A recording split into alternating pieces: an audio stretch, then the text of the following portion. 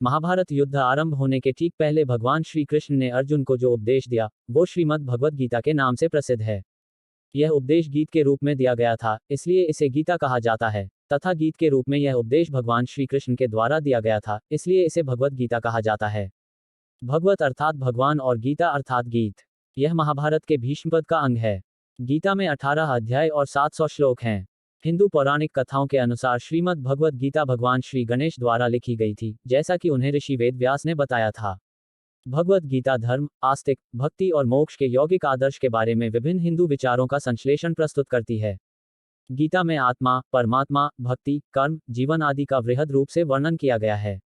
गीता से हमें यह ज्ञान मिलता है कि व्यक्ति को केवल अपने कर्म पर ध्यान देना चाहिए, साथ ही कर्म करते समय इस बात का ध्यान रखना चाहिए कि हम जो भी कर्म कर रहे हैं उसका फल हमें निश्चित ही प्राप्त होगा। गीता पढ़ने वाले व्यक्ति को सच और झूठ, ईश्वर और जीव का ज्ञान हो जाता है, उसे अच्छे और बुरे की समझ आ जाती है। गीता पढ़ने से व्यक्ति का आत्मबल बढ़ता है और व्यक्ति साहसी और निडर बनकर अपने कर्तव्य पथ पर आगे बढ़ता है। रोजाना गीता पढ़ने से शरीर और दिमाग में सकारात्मक ऊर्जा विकसित होती है। जय श्री कृष्ण, जय श्री भागवत गीता जी। हेलो एवरीवन, कैसे हैं आप सब? आप सभी का मेरे YouTube चैनल आध्यात्म निधि में बहुत बहुत स्वागत है। मैं हूं निधि खरे और आज मैं लेकर आई हूं आपके लिए श्रीमद् भगवद गीता के अध्याय 12 भक्ति योग के समस्त श्लोकों के हिंदी अनुवाद का वर्णन। आज के इस वीडियो में आप जानेंगे कि इसमें श्री कृष्ण किस प्रकार साकार और निराकार के उपासकों की उत्तमता का निर्णय, भगवत प्राप्ति के उपायों और भगवत प्राप्त पुरुषों के लक्षणों का वर्णन करते हैं। तो इस वीडियो को आप बिना स्किप किए एंड तक पूरा जरूर देखिएगा और मेरे चैनल को लाइक, शेयर, सब्सक्राइब और बेल नोटिफिकेशन में ऑल सिलेक्ट करना बिल्कुल भी मत भूलिएगा, जिससे कि आप मेरे सभी लेटेस्ट वीडियो सबसे पहले देख सकें। आप मुझे इंस्टाग्राम और फेसबुक पेज पर भी फॉलो कर सकते हैं। तो आइए मेरे साथ ज्ञान प्राप्त करते हैं श्रीमद् भगवद गीता के अध्याय 12 का।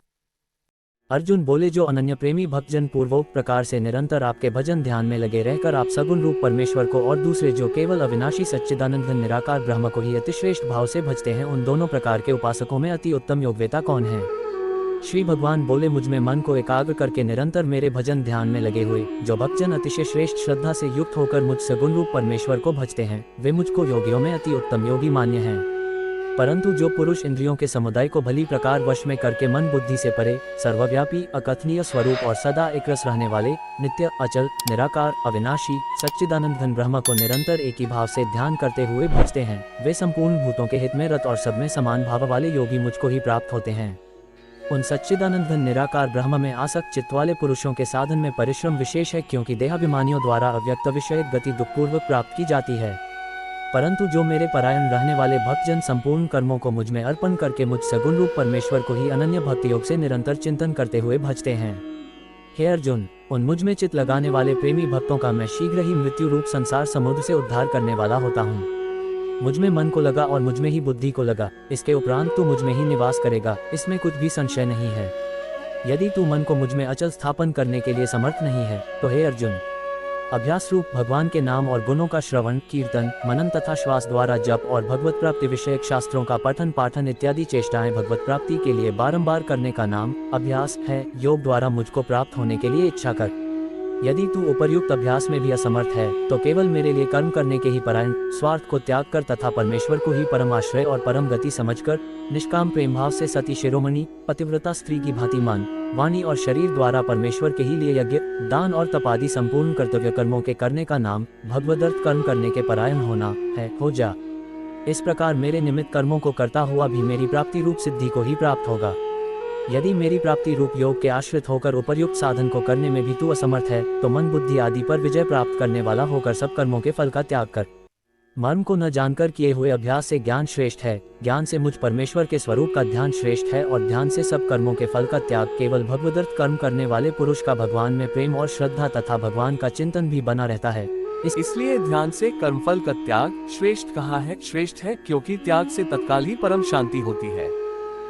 जो पुरुष सब भूतों में द्वेष भाव से रहित, स्वार्थ रहित, सबका प्रेमी और हेतु रहित, दयालु है तथा ममता से रहित, अहंकार से रहित, सुख दुखों की प्राप्ति में सम और क्षमावान है, अर्थात अपराध करने वाले को भी अभय देने वाला है, तथा जो योगी निरंतर संतुष्ट है, मन इंद्रियों सहित शरीर को वश में किए हुए है और मुझ में दृढ़ निश्चय वाला है, वह मुझ में अर्पण किए हुए मन बुद्धि वाला मेरा भक्त मुझको प्रिय है।